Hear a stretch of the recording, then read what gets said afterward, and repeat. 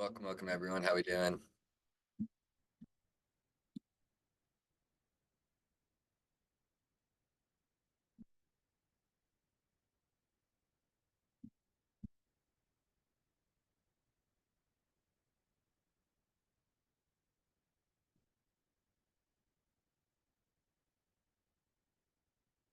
Didn't have to walk the dog today, huh?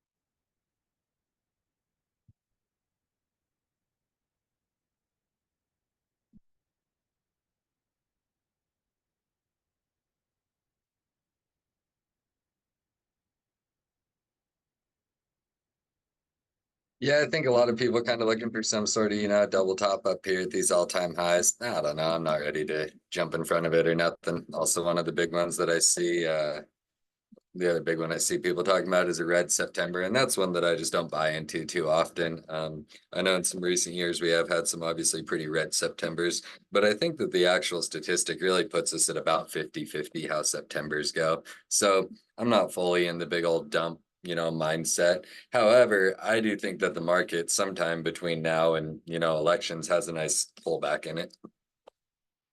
But I'm not ready to just get jump in there blind or nothing. Yeah, Omar, you know me. I always say look at the big picture, and if you don't see it, like, some sort of pull with some sort of flag right here, you guys know I don't trade patterns, but like, hello, it's kind of there. But it can just as easily drop. I've even seen people trying to call this a cup and handle. Nah, that one's gonna miss on me personally. But like you said, we got this range right here. Just keep on trading this thing. Last couple of weeks, it's been good. We're going to talk about this run up too and how I traded that, and then where we ended up running to, and you'll get to see from this charting where we kind of you know obviously most people should have expected some consolidation right here, but we'll get a little bit more into that.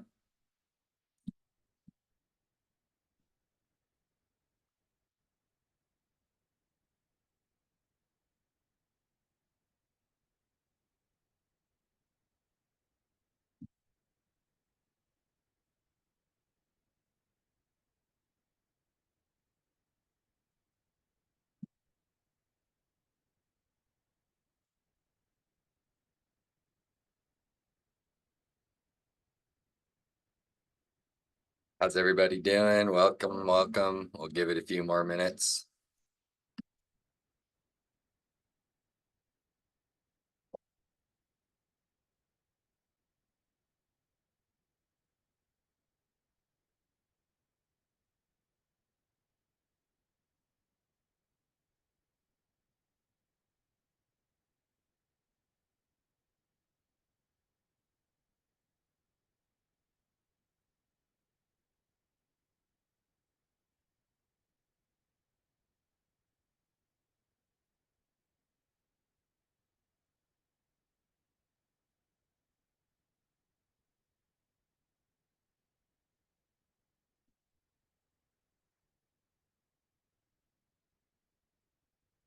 QQQ, that's the one that, QQQ, I think people should have their eyes on, as it tends to, it's been the leader on the runs, it's been the leader on the sells. We're definitely starting to see, we're still seeing that nice money flow around the market, RSP for anybody who follows these. Well, maybe we'll talk about this later. For RSP, anybody who follows this, both me and Talia have been talking about it for months now. This is the equal weight ETF of SPY. So SPY, they own shares of companies and they have heavier weights in companies, your Apples, Amazons, Microsoft, Nvidia, all of those names.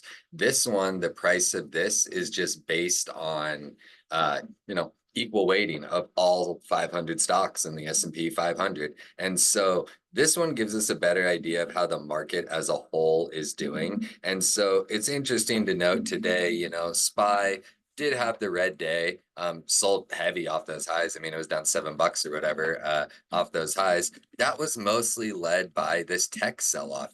Tech also just getting absolutely clobbered. Tech $7 or $8 off highs, got $9 off highs almost at one point.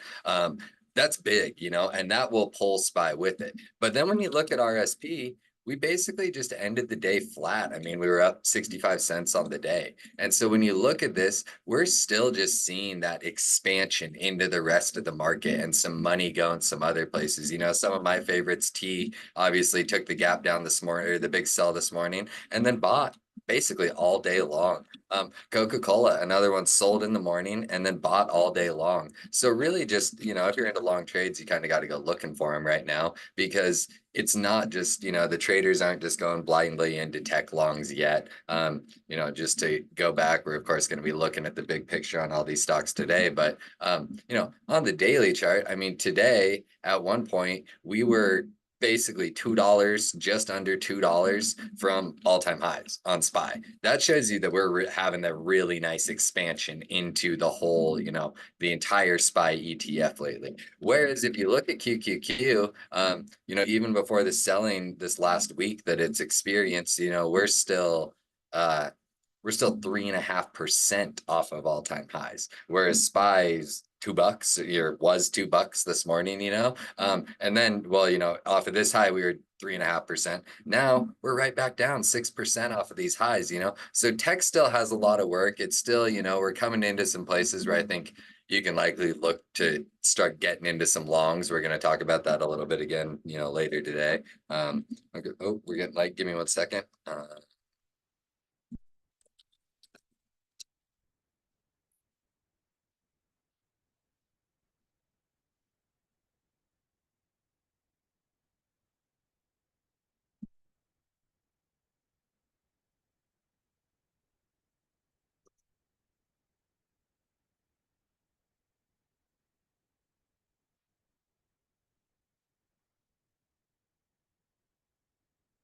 Okay, so welcome everybody. Happy to have you here, Dirty River. Oh, we are. Thank you, Kevin. I know I didn't. This one records, man. I don't know what's up with the mastermind one not doing it for me. Um, uh, yeah, exactly, Raphael. Everybody, and I don't know what it is. I don't get why people want so hard to be bearish and want so hard to be in puts. I mean, I like trading the market going up, like I've seen it even with like close friends of mine where like they get so bearish that they it it affects them as a person, just hoping for that negativity all the time affects you, and I know that, like, don't get me wrong, you're hoping Amazon goes down or whatever. I know that you aren't like, hoping like bad on anybody or anything. I'm not trying to say that, but you just naturally have to have a slightly pessimistic view to try to be bearish all the time. I mean, if you just zoom out and look at this market, who has been winning since those, 2022 lows? Bulls have, left and right. Don't get me wrong, the Bears have had their weeks of celebration here and there, but it's ultimately just been met with more and more buying. So for me, it's way just easier to like, uh, trade it, and I understand that like people are like, that one of the common arguments is like, oh, well, I want to buy shares. You've had like, okay, but you also have to think like, you've had this, like, first you had epic sell plenty of places to build into shares anywhere. You've had plenty of pullbacks to build into shares, all along the whole grind up. For the whole grind down, you had plenty of places to add shares, and we're starting here looking at the big time frames, you've had plenty of opportunity to buy shares, and those opportunities show up and you have to take them. Nobody wanted shares here or here or here or here or here. And now at all-time highs, they're like, I want shares. I want the market to sell. And it's like, well, you've had a year and a half to be buying shares and like looking for dips to buy shares. And so, that's the thing with the market is that if you are a share buyer, don't hope the market goes down, but when the market does go down, you take advantage of it. I think I've talked about it before. A person that I've talked to, he buys shares when SPY goes down 5%.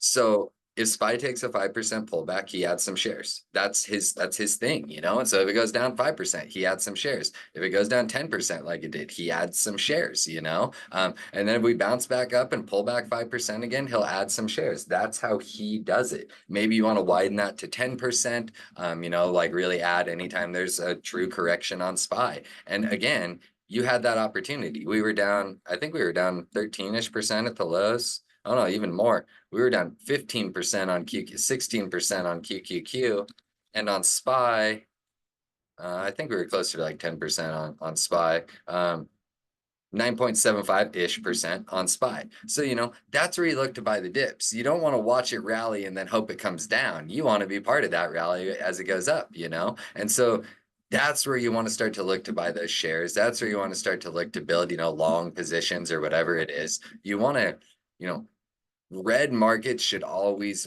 kind of prompt you to be a buyer. And so with that, we are going to talk about, thank you for being here. Today, we are talking about long time frame analysis. It's going to be kind of more of an open discussion tonight because I'm going to show you how I analyze charts on a long time frame. It's very, very simple. It's not going to take long for you all to see what I like to do. And then I'll explain to you, how we can trade around those levels, places where, we can take entries, places where we can take stop outs, and how we can use these levels to help us build a little bit of a bias. As we all know, having too much of a bias can kill you. I mean, just to pull up the charts today, today is an example where it was super easy to be bullish. You should have been bullish off the open. If you stuck with that bias and couldn't get away from it, you ended up getting blown out. It was one of those days where if your bias was too strong, it killed you. But there was signs to be losing the bullish bias, at least for me, at least for how I trade, at least for how I look at charts. And so that's what we're going to be looking at today is how do I look at these big time frame charts? How do I kind of decide how I want to trade throughout the day? How do I decide, I really think of the market for me I love range days. Everybody knows I love range days. Trend days are fine. I don't do as well on them, but the market has, the market only does a couple things as far as trading. And so I like to use these big daily levels to kind of say, is today a day where I buy dips? Or is today a day where I short rips? Those kinds of things. And so, you guys might see me sometimes on a red day. I'm saying, hey, I'm looking for a bounce here and I buy calls. Or sometimes on a green day, I say, hey, I'm looking for a rejection here to buy puts. That's because we're likely coming to my daily levels. And so I've been posting these charts on, the same chart, unchanged levels for the last, basically the month. We charted them in Mastermind actually. And then I've just left those levels on the charts. We've added some, intermediate levels as we've moved up, obviously, but I'm going to show you all how I look at these things, how I look at a large time frame. We're obviously going to be talking about SPY for the most part, for me, but then it doesn't matter what the chart is. And so, like I said, this is going to be pretty quick. We're going to spend 10 or 15 minutes. It's basically going to be like glorified support and resistance. And then we're just going to go back on some shorter time frame charts. We're going to put all of our levels on here. And we're basically, when we're putting our levels on here, we're for the most part going to ignore this whole movement, just to like, in case you didn't see where my mouse was, we're going to be charting levels as if this move hasn't happened. And then so it's all going to be information from previously on the chart. And from then we're going to go back and we're very quickly going to go through the days. We're going to see how those levels reacted, and we're going to see how we could have built our bias around those big daily levels. As most of you guys know, big support and resistance trader, big trend trader. Those are what I like to trade. And so these are your major levels. A lot of people get hung up on, 1 hour charts and 30-minute charts and 15-minute charts doing their support and resistance. And those levels will just, unless they happen to line up with the daily level, they will just never carry the strength of a daily level. And so I'm going to help you guys identify those major places. And the other benefit of daily levels is where you can expect volatility, where you can expect bigger moves. We see it all the time. People hate chop days because they're always looking for the breakout. They're always looking for the breakdown. They're looking for the trends to continue, whatever they may be. And I like a chop day because all it is you're just stuck between levels. And so that's why, you guys will frequently see me on the trend or the chop days. I'm trying to say, hey guys, don't buy calls here. We're at the top of the range. The range is not breaking, so we short it. And then, sometimes it comes down, sometimes it breaks out. Of course, I'm not right every time. But I'm going to show you how I find those levels that might make me make a comment like that. Or even today in my tab, I had, one of the only things I talked about was, and I'm trying to just make a couple posts in there a day. Some alerts chucked in every once in a while, but mostly just some charts that you can trade off that tell you something that you might want to know, or somewhere where you might be able to put a trade on. And so that's what I did in my tab this morning. I posted my daily chart levels. We can pull them up. I think it was this one. We can pull them up. And so I posted, about we had a nice little push up, and then we broke above one of these major daily levels that I had right here. And so at that point, I'm basically looking to be a dip buyer. Just to see if we're going to push up to the next level. So you can see our daily levels, it's kind of the range where we were stuck in. You're perfectly comfortable buying all of these dips, looking for the move to here, looking for the top of the opening range. And then ultimately today, I didn't get the entire move that we wanted up to that next daily level. But as I always say, it's hard to have, a level that works to the cent. Sometimes they will. It'll work like this, where you were bouncing it to the cent over and over again, or within a couple of pennies. This one, we were like 15 cents off. So I did ultimately, when we took this push up and broke down, this is where I closed the last of my longs. I obviously scalped some on this first sell down. And then, people were trying to be short up here, which is fine, but we're above all these levels. So I had no interest in short. And so I didn't take my first short entry until we were, below these daily levels. So now we're going to see, where do these levels come from? And what do I do? How do I find them? What are things that I look for? And so the first thing that we want to do, and these aren't required, and especially if you're finding that you have some pretty good levels to trade around, these aren't required, but I like to do a fib retracement. Anytime we've had a really just parabolic move up or down, I like to run a fib retracement just so I have an idea of how much of that move have we bounced, how much have we retraced? Have we retraced 50% of the move or whatever it might be? And so all I do for a fib retracement, and I know a lot of people are, they're using these to trade intraday or whatever, it might be. I'm trying to make these kind of accurate. Give me 1 second. A lot of people trying to use them intraday, use them from, your pre-market low to high or whatever it may be.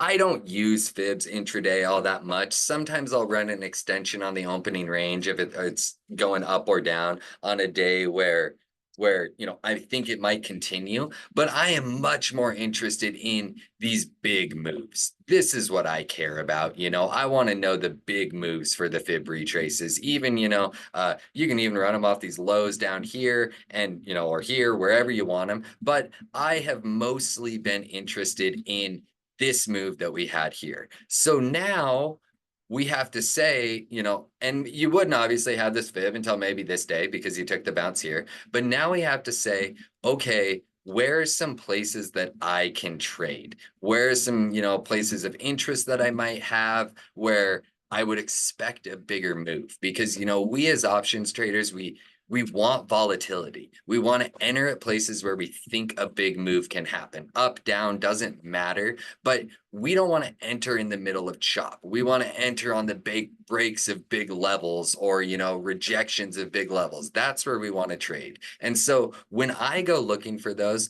I always look for things like this, where, somewhere in the market, I had we had pushed up to a level a few times, and I wanted to incorporate all three of these. And, so you're going to be close. We had pushed up to a level a few times, and then we took a really big sell off of it. I'm not trying to say, this level caused the sell. There was obviously news involved or whatever it was to bring us down that far. But I would just want to take note of those areas on the chart. Same as down here. Obviously, this one's not going to come into play, but this low, I'm not saying that this 493.68 is the reason that the market rallied, but we do know the last time the market sold down to this level, it made a move. We see it kind of worked before, even, it had done some things before, but this is where that level really piques our interest. So that's what I do. And I just start on the left of the chart and I start looking right. Obviously, you can mark lows like this anywhere you sell down and take a big bounce. Sell down, take a big bounce. You can obviously mark those, but I'm looking for the major reversal points for the most part. So the next one that I'm seeing is basically the top of this red wick. We don't know what happened there, but we know that it caused a big reaction. And then down here, the bottom of this green wick, we sold $10 or whatever it was. Then we bounce, over $10 at $13, whatever it is. We want to know where those levels line up on the chart. And then again, you just keep moving right. Something I'll always take note of, where did gaps happen? We have a gap here. And so it's obviously filled from this sell down, but where did we gap? That matters to me. Time and time again, I will always look for those gap levels. They carry weight because the market moved through them quickly. And so if the market moved through them quickly, that means very few orders were filled and there is likely going to be some orders sitting there. So then again, I just continue up. Here's a nice major high that we had. To me, this is likely a pretty big level. It also ended up being a big level over here. And then again, just keep moving up. Obviously, we can see on these candles, pushing towards these all-time highs.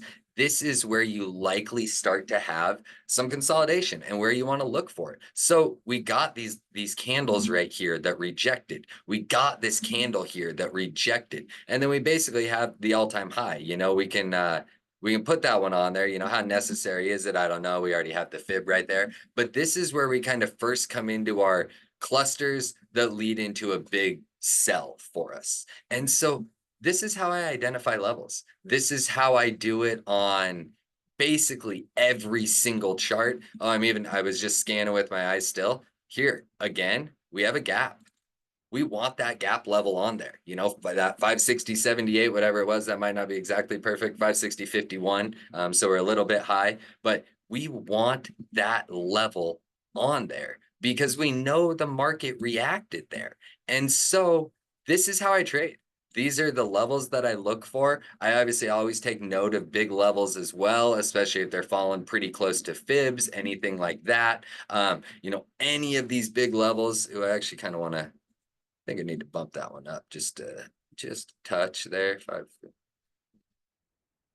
Somewhere right around there. Bump that one up just a touch and trade these levels.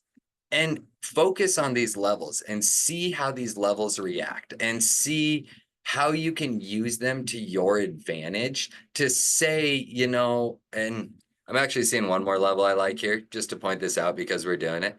I like anywhere we kind of get these like consolidation lows. You know, those things can tend to be relatively good for us. And so I might even put that one on there.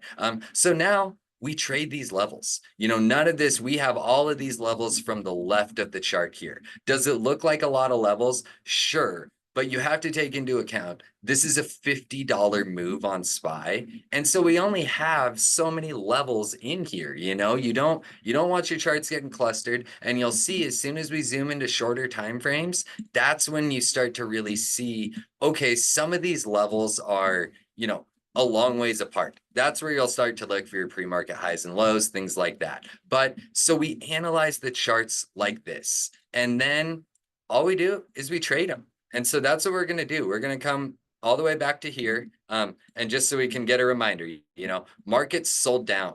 So we basically had this level, the move over 518. This was on August 5th. The move over 518 was really the day that we could have drawn this fib and said to ourselves, you know, hey, we might have to adjust it if we keep selling. But for now, I want this here. You know, market was definitely showing signs of bottoming right here after that, you know, parabolic sell on the back of news.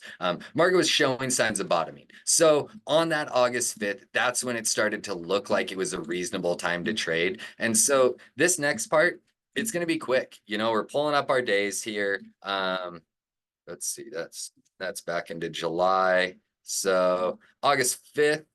Yep, August 5th, August 6th. So this is the day market bottoms. So we have our levels. We already had these levels here. They were there for us to trade. They're from a previous time in the market. And so how do we actually trade them intraday? And so I'm going to keep this very, very cut and dry. We're going to do no indicators on the charts. I'm not going to draw, we're going to use one indicator on the chart basically. And I'm not going to draw the normal trend lines I would for intraday trading. We're just going to talk about how we analyze these levels. And so the one thing that I am going to put on the chart, because I just think it's you know, it's just a really powerful tool, is going to be that hourly 20 EMA. You guys know I trade this all the time. And so, oops, do it for me. So you guys know I trade this all the time. And then we're going to put it on there because I like to use it for kind of my intraday bias as well as levels to trade around, targets to have, potential bounce points, you know, places where you might want to exit. So that's going to be what this ugly yellow line is. And then again, we just have our levels here. We got fib levels. Obviously, the percents will be on the left-hand side. And then the fibs will also show a price as well as our price targets. So how I look at charts when I do this kind of thing is when I have a level like this that's close together, I know they're big daily levels. We got a daily level and a fib. You will very, very quickly notice if you trade like this, if your levels are good, they will frequently line up with long time frame fib levels, which makes sense because it's where markets start to find interest. It's why fibs work, you know. But here we go. Here's our levels right here. Obviously, we didn't really have this 0 level here because our fib wasn't fully set, but we had our 518 level. So if I'm coming into the day and I see the market bouncing, really the first place that I'm going to start to have any sort of interest in being long is, since we don't have this level, you know, and maybe we do, we probably have 510 on the chart, you likely should, but we can't really take this entry. So the entries that I'm going to be looking for are going to be a break of this level or a rejection of this level.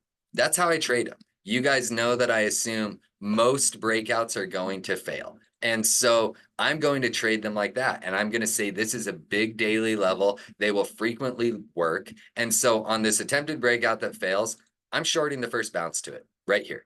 Likely just for a scalp, you know, I mean, you get a $2 move. That's not common, you know, but nice short entry here. Nice short entry here. You potentially got stopped out on the green candle. Maybe not. This first one breaks over it. I don't get an entry long, but we are now above this level. So I am technically not looking to short until one spot on the chart. I let the chart give me the trade, and it's this zone up here. So we have our daily levels here. This is where we would have been looking to short. And how does a trade like this work? You short in this zone.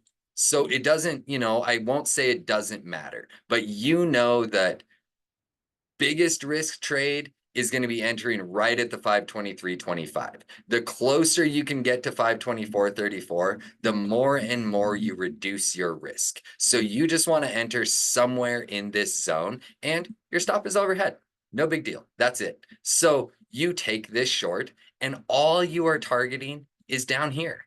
Yeah, really, this hourly 20, obviously, that should be your first trim, second trim. That's all you're targeting is this level. And it happens to work perfect here. You get the bounce above it. And then again, we're below the level. You can look to short the bounce, but of course, we're getting late in the day. So there's really no point. You've already had a nice short here, likely a nice short here, a nice short here. So you don't need any more trades. You move on. So we're just going to go through the days quickly like that and looking at these daily levels, seeing how these daily levels react, seeing how we could potentially trade them. So our first one is really going to be a short right here, assuming this one is not going to break. And then as we ride the trade, we ultimately get stopped out here.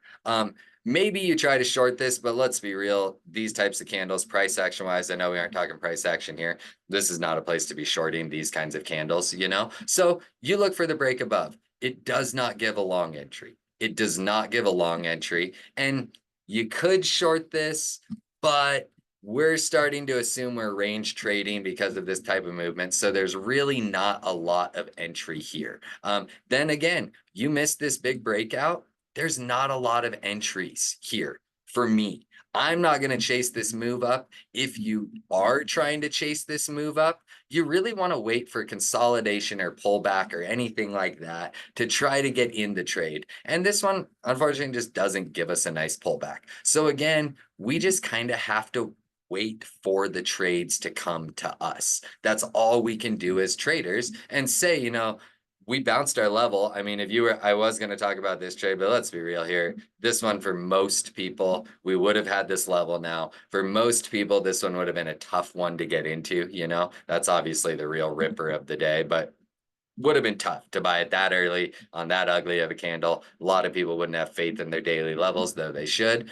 First one for me is really this short here. And then next one for me is I would be looking for a dip to buy on this breakout. And so my entry would be one of these here with a very, very tight stop below. I would not want to see it giving up really any of these lows because I know I'm above my daily levels. I know I'm above my important daily zone, and I know I'm above my hourly 20. And so I have many things to be bullish about here. The main bearish thing I have is this potential top over here. So if you're buying any of these dips and wicks down, then your first target is here. And then, of course, you get the nice breakout. Maybe you ride the whole thing through the chop. Maybe you don't. But you're ultimately going to get stopped out on one of these candles. And then we just aren't going to talk going into end of day. Obviously, there was not really a call entry here. And then if you were like insane, you could have shorted this on the break of the level, break of the hourly 20. But who cares? So on this day, we patiently waited. We took one short. This was not an entry. And then we took one long. That's all the trades we need for the day based on our daily levels, just following those daily levels. Now we come into the next day. And again, we're still trading our same daily levels. We've had these the whole time. We see a push right up to our daily level. We have no interest long here. We have no interest long here whatsoever. Now we see another push up to our daily level, and it's a double top. So we look to short this one. Obviously, stops above the daily level. And then we ultimately target the hourly 20, and then we target this zone. And at that point, I mean, this is ridiculous. This is a $7 move, so you kind of have to ignore the price. But you get a nice move down like this, you're out of this trade. And then you can look for a re-entry, but you likely don't get one down here. And then the final trade that you're really going to be looking for is potentially a call bounce. You know your risk is going to be about 70 cents if you're trying to buy these dips down here as the bottom looks like it might be bottoming, But really, your entry is this double top, and that is the one trade you need for the day. That's it. Same daily levels, same everything, we were above these ones, but pushed right into the next one. We always think short until we're above. And then down here, really, we think long. we don't get a long entry, but we think long until it's broken, and then we don't get our entry here. So we move on to the next day. First thing, we push up to them, sell below, break above. This is a nice clean entry here. We've broken above it. You buy the pullback to 524.34, and then your stop is about 90 cents below you, 523.25. That's what you trade. We're above hourly 20. We're trending up. We're above our zone. So we look to be long here. And, I don't recommend holding through all this kind of chop, but we ultimately find ourselves back up to that 38.2 fib. And that's where you want to be exiting your trade. You want to have no interest in long here. So this is one trade. Of course, again, market's been moving just insane. It's a $7 move up. You should have been trimming all through here. You probably shouldn't even hold for the whole $7 move, but you can see how the market is tracking daily level to daily level. And it ultimately ends up being where the market stops. And then, if I recall right, we started getting data right after this. So we watch our daily levels. Again, here we go. I like this one because I'm real. I like to keep it real. I would have bought this breakout up into this zone, kind of ugly candle for sure. I know I had some support over here. I know my stop is under 531.32. So you look for that bounce up. We obviously don't get all the way to our level. You should trim. You got a $1.50 move up, but maybe you get stopped out over here. Now, the next trade that I look for is a break below here. I don't get the entry. So now I have to sit and wait. And then I am likely shorting this, one of these two candles, looking for a move to the hourly 20. That's it. Looking for a scalp, reject our big daily zone. We know it matters. And then I get stopped out right here for sure, because I would take this trade and I would get stopped out on that next candle. That's just part of it. Again, we push up to here. You could try to short it, but you're technically breaking into new highs, so I'm probably not shorting it. And then really no interest in a trade above. You could try this retest and maybe make a couple bucks or ultimately get stopped out. But really, we go right between these two ranges. So I'm not really trading in there. Just trading the daily levels when they give us breaks. Here's one, break below, sell down, hold it for a candle, hold it for another candle. You've now watched this hold for 15 minutes. Your entry is this next dip, targeting your next daily level. And then realistically, you're probably out here by these highs. But daily level's holding for you. Again, we sell down, push back up. We're all inside of this candle. So we have to assume range until we're outside of here. Is there some trades? Sure. But once this candle forms and we don't get outside of it, you basically need to quit looking for a trade there. So one trade kind of day, just off of those daily levels. Again, going forward, this is an interesting one. You get your break above right away, tight little range on this one too. Break above right away, ultimately doesn't hold for you, sells down, breaks above right away. And then at this point, you are looking for a dip here to buy. 537.84, stop below the 35. And it looks like market decides to just run and never give us an entry. So that could be a no trade day. And that's a day where I probably was, trading some individual names myself. Then again, we keep on going. Let's see. Get us zoomed in again. Daily level, big important daily level after a really big strong push. Selling tries to buy above, selling tries to buy above, closing below it, entry. You could even risk this entry probably, it's a little far, 15, 20 cents, a little more than I would like. Here's your entry to the hourly 20. That's really all you're looking for. Nice little scalp down. And then now we look for a break above this level and we want to see it holding. And this one of these two candle lows, either the open on this one or kind of this pullback on this one is likely going to be your entry. And then here's your final target. And this one's a tough one, and probably would make people mad, but here's your final target. And at the very least, if you're still in and you're holding a runner, you move your stop to there so you ultimately get stopped out. And then you're kind of just stuck between two levels. You try to buy the dips here, you try to short any rip up to here, but as you can see, we then consolidate for hours. And this is really the only other place you could consider entering. It would have been a tricky one, you know, maybe you shorted this bounce. Ultimately targeting this level, you aren't going to let a trade like this go red, I would hope. And then that's it. So 2 trades on that day, just based off daily levels. So you guys are getting the gist of it because we're doing like 2 more days and then we're calling it. So here's another one. Uh, maybe you take this first push up here short, definitely make a couple of bucks, break above. You either buy this pullback or you buy this pullback. You're, of course, a little worried about this wick, but then when these candles hold above it, and if you're swing trading, day trading, this is your ultimate target. You get close enough, you should be taking a trim. You really should have been trimming big back here, but you sit and wait. Maybe you take the short and then you look for the break and retest. You know, Flips and I preach it all day, every day. So just trading the daily levels, you know, above daily levels, above hourly 20, people are buying, I'm buying. That's simple. And final, let's see, this will be the last day that we're going to do. Sell down to our level, bounce it nice in the pre-market. We've bounced our level, we've bounced the hourly 20. We aren't really given a good entry. My first entry is going to be looking for a short at this level.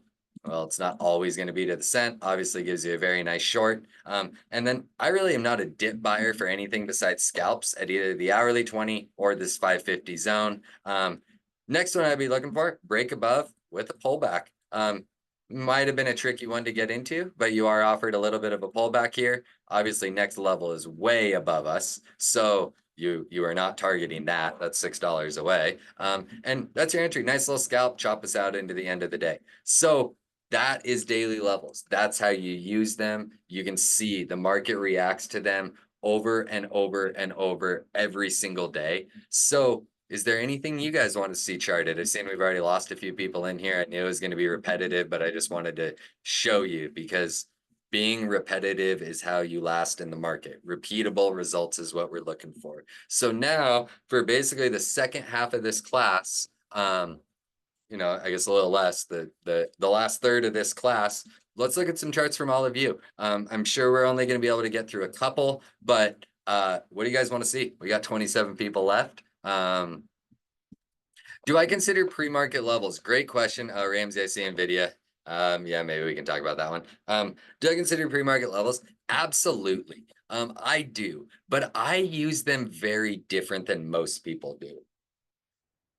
Because I'm definitely in the camp that most breakouts fail, then I rarely use a pre-market high or low as an entry.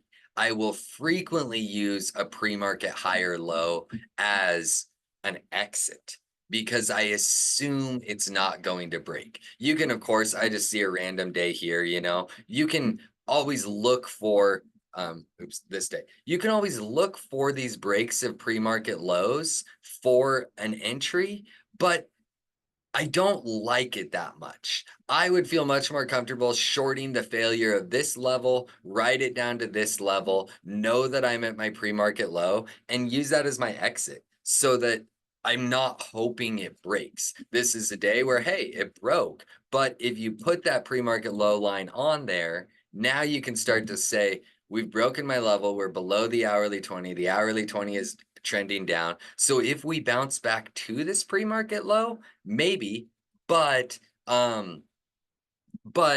you know where your stop is, you know where your hourly 20 is, you know where your next big level up is, you know you got 50 cents of risk on it. So that's okay. But I'm not going to just buy this candle on the first break of it. I would rather be short here and out at that level. But that's just me.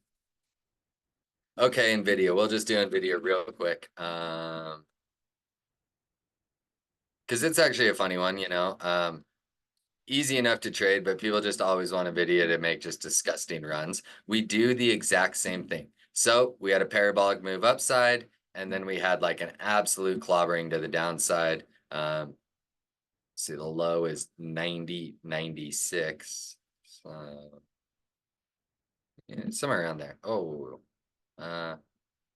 somewhere around there. So we get our fibs on there, and now we look for major highs and lows. Doesn't matter what it is. Here's a pretty obviously major one. You definitely want to take note of that. Here's one. You know, we were at 116 and 2 days later we were at 107. Also happens to be a gap top. Yep, putting that one on there. Again, major high right here. And then as you push to these all-time highs, you know, you always want to mark like the major candle pushes up to it, and then of course your all-time high. Here's your levels on NVIDIA.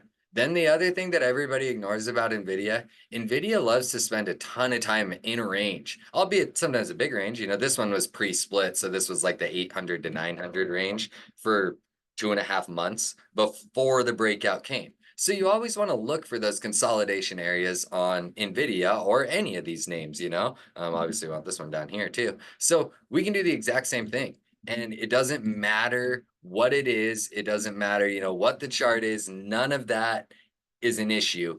We trade it the same.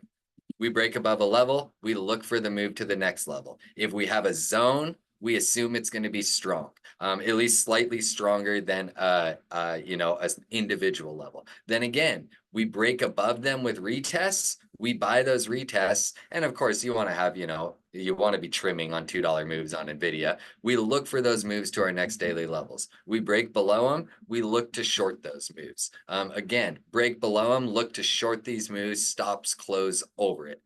Long the bounces. Maybe you get stopped out. Maybe you get a nice $1.50 rip. Short the double top, you know, or, you know, it's not really a double top, but short the bounce to resistance, targeting your next level. Short the bounce to resistance. And then we didn't quite get to our next level, but trade them.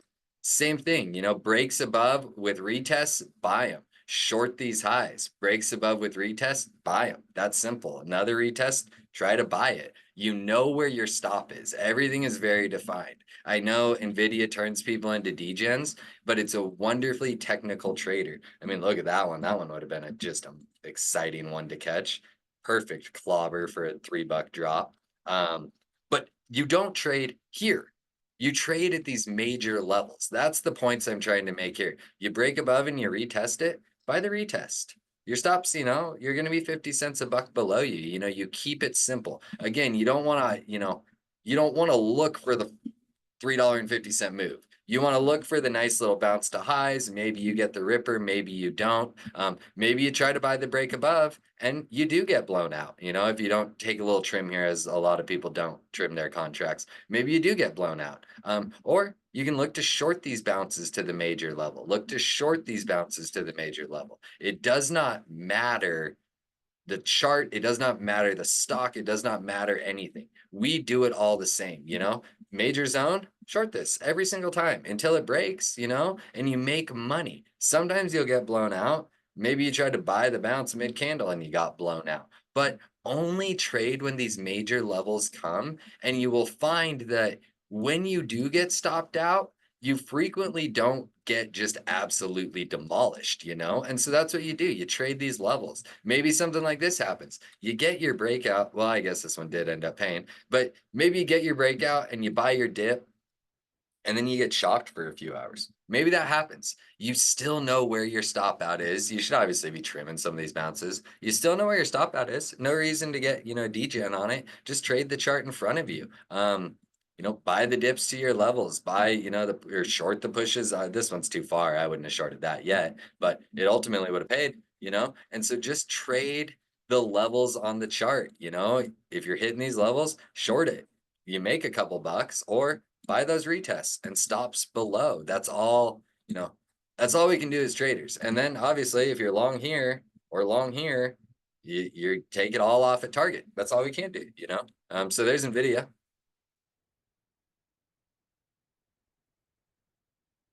Yeah, fibs drawn on the daily there, Ramsey. And yeah, you can make an argument for a triple top or whatever it is, but I won't name this. And you guys know the only name patterns I trade are double tops and double bottoms. I won't name this because this is consolidation while the whole market is consolidating, leading into one of the, you know, most anticipated earnings reports in the market. So if you didn't expect this, you know, some nice, very volatile movement into the earnings report, I don't know what to tell you. You know, you had to expect this. Can you make an argument that it was a triple top? Sure, but the triple top had nothing to do with the sell-off. It had everything to do with earnings. And so that's why as traders, uh,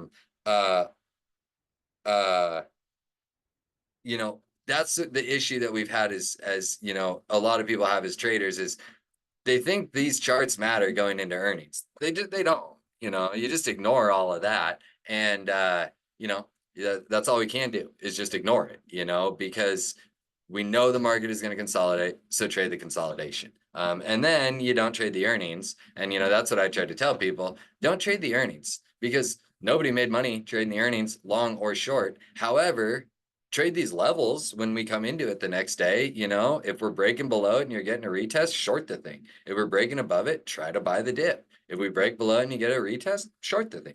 Keep it nice, simple, cut and dry. And if you're wrong, you're wrong, and then you learn. That's all you can do.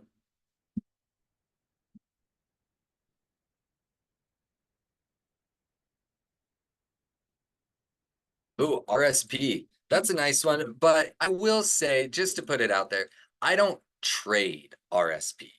I use RSP as a tool to tell me what the market is doing. I rarely look at its contracts, but I know that it has really, really terrible liquidity. But you can do the same thing on RSP. And if you are liking trading it, you're going to do the same things. Mark these major highs. Mark any of these major highs where big sell-offs started. They will always, always matter.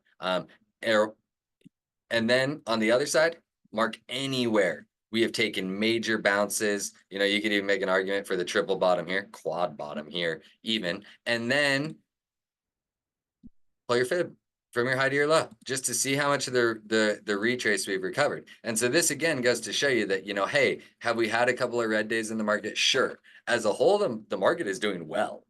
This thing has not only fully recovered the entire sell-off that the rest of the market has not, but it's set new all-time highs. A couple of days, well, I look, 3 days in a row now, it has set all-time highs. So use RSP as this tool to say, yeah, some big tech names are selling, but not much else is, and mark these highs and watch this. And if you're seeing days where something like RSP is strong, then uh but tech is weak or SPY is selling, go looking for the other names because chances are the other names are absolutely flying. But these are kind of the major zones that I'd watch for on RSP right now. Obviously, something I have discussed is a breakdown of this previous all-time high, and that will show the market tightening up. I think we might see that breakdown here in the next week or so as some money shifts back into tech. I still do think we got another pop or two left in us before we see a sell up. We'll see if I'm wrong, but I think RSP will kind of be the telltale of RSP might start coming down and we might see a big strong day out of QQQ, which will be the thing to kind of move SPY back to those all-time highs. But we'll see what happens. That's just something I'm thinking for. LHX. I got to be honest, I have no clue what this thing is. Well, there's probably very few levels on this chart that I care about right now. I have no clue what it is.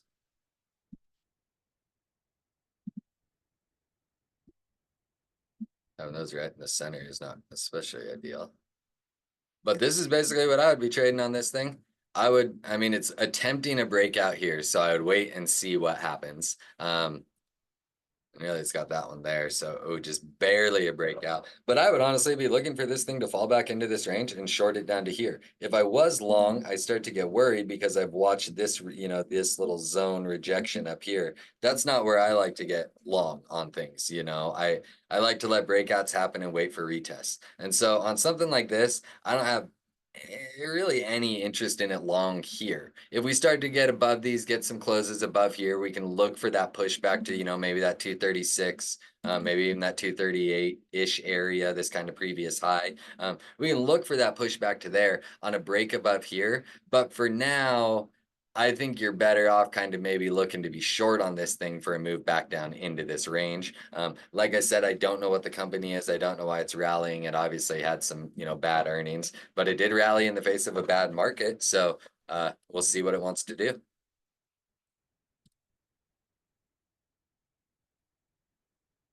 Let's see, what do we got in here? Got those pre-market levels. Yep, triple top. We talked about that. Oh, we got bird calls. Oh, we got Lambo sending probably somebody down bad. Ooh, yeah, nice. Some NVIDIA calls. Love to see it. Kava, tricky one to deal with right now, honestly.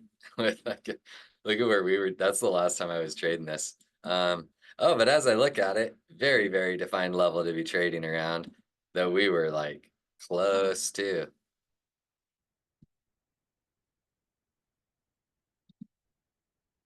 That's pretty I mean that's kind of the place to be looking, huh?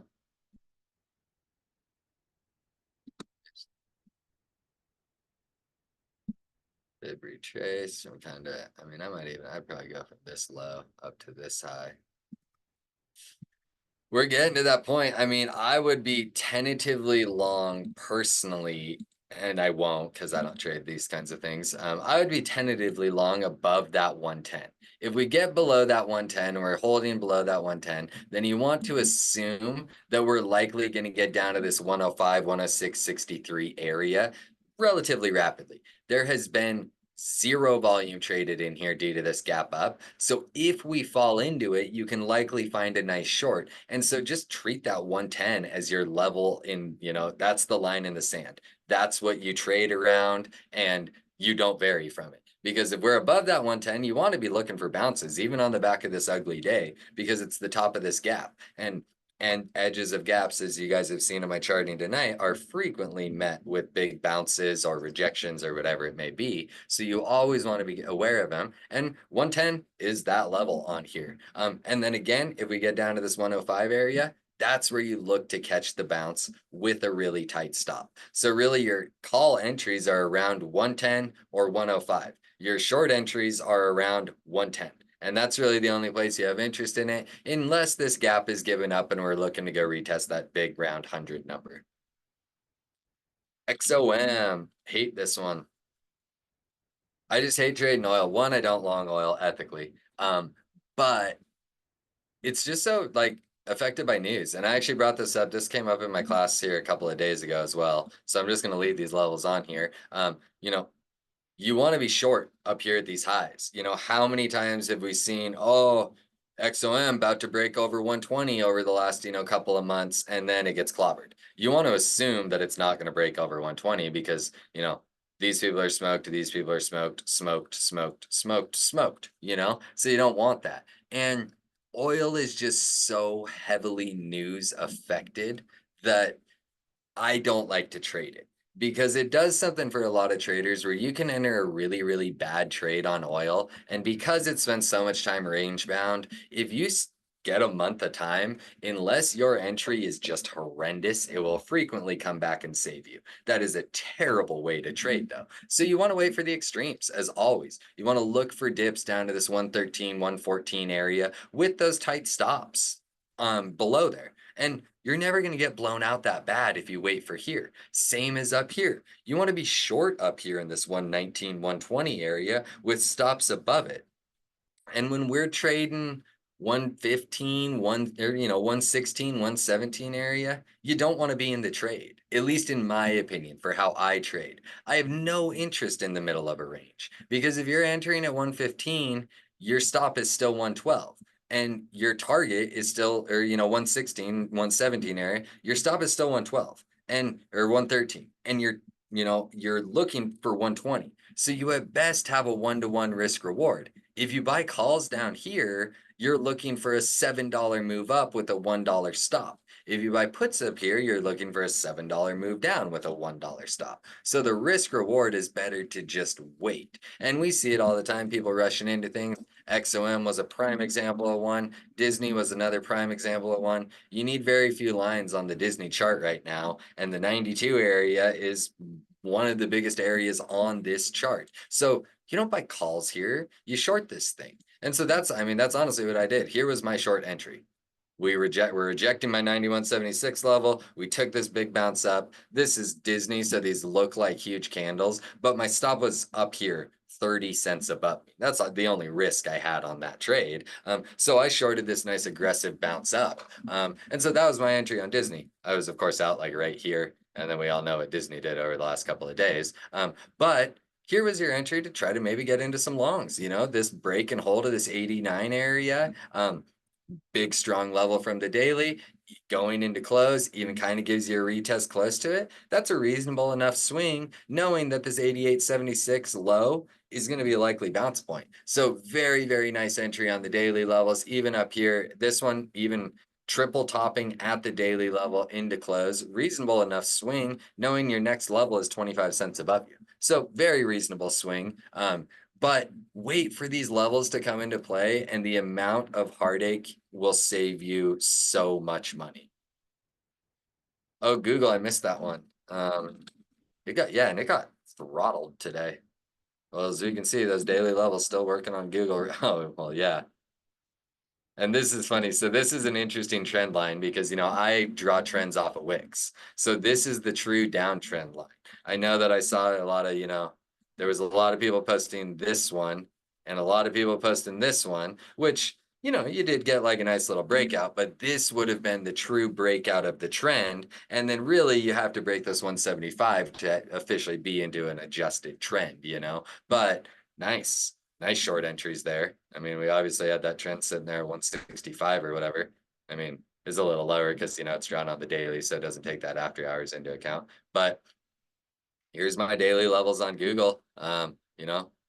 Could have shorted it here with those stops over highs. Could have even just shorted it with a really tight stop. Could have attempted the short again here. Nice exit there.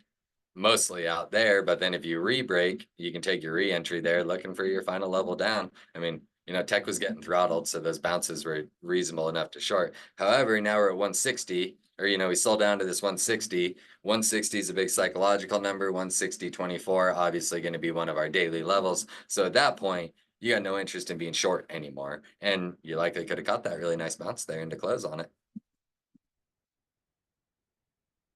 But big picture, now we just watch that 160. That's sort of the line in the sand. We might want to short it at 163 with stops, 162.90, whatever, stops over 163. Or look for another dip down to 160 to try to buy and just trade these levels. That's all we can do is trade the levels in front of us.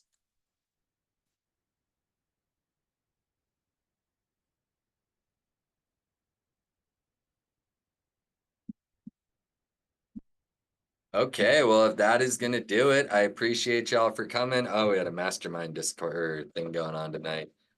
Thank you all for coming. I hope you enjoyed it. Daily levels, trade them, chart them, send me the charts. Let's talk about them. I love it when you guys send me charts. So I've got some nice trades from all of you. So keep it simple. Save yourself some heartache. Stop trading in no man's land. Trade around those daily levels, and you will find your trades so much more peaceful. So good luck, everybody. Friday tomorrow. Trade safe. Thank you all. And everyone have a great rest of your night. We'll talk to you soon.